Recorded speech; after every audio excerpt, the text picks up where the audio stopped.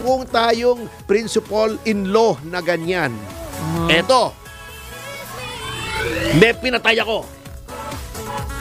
Halimbawa, pinatay ko si Dan Fernandez. Example lang naman.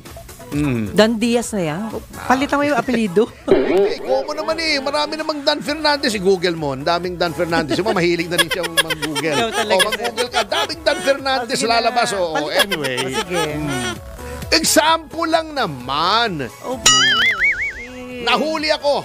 Okay. Sasabihin ko, para ako hindi makulong, hindi ako makonvict for murder. Sabihin ko, hindi po ako ang mastermind. Eto, nananahimik si Victor, ano? Sinong mastermind? Si Victor po. Hala? Si Victor Salonga. Ala? Inutusan ako. Binigyan akong 10,000 piso. Hala? Grabe naman. Ibig mo sabihin, paniniwalaan agad ako? Hindi, dapat. Hindi dapat. Hindi lahat ng tao absuelto na. Sasabihin ko, boss, magte-testify ako laban kay Victor Salonga. State witness ako. Immunity from suit. Hindi nyo ako ikukulong. Di lahat ng taong pumatay na gagawin. Ituturo na. Kaya may principle na res inter alios acta. Maganda yan. Yan ay nasa Supreme Court. Maganda Pag yan, nangumpisal ka, totoo, pinatay ko pero inutos ni Victor Salonga. Patay.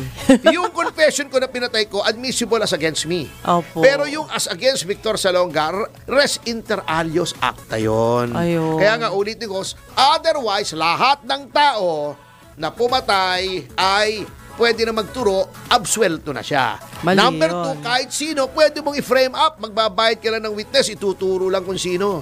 Di ba yan ang ginawa nila kay Congressman Teves? That is the Teves playbook na sinasabi ni VP Sara Duterte. Yun din ang ginawa nila kay Pastor Kibuloy, di ba?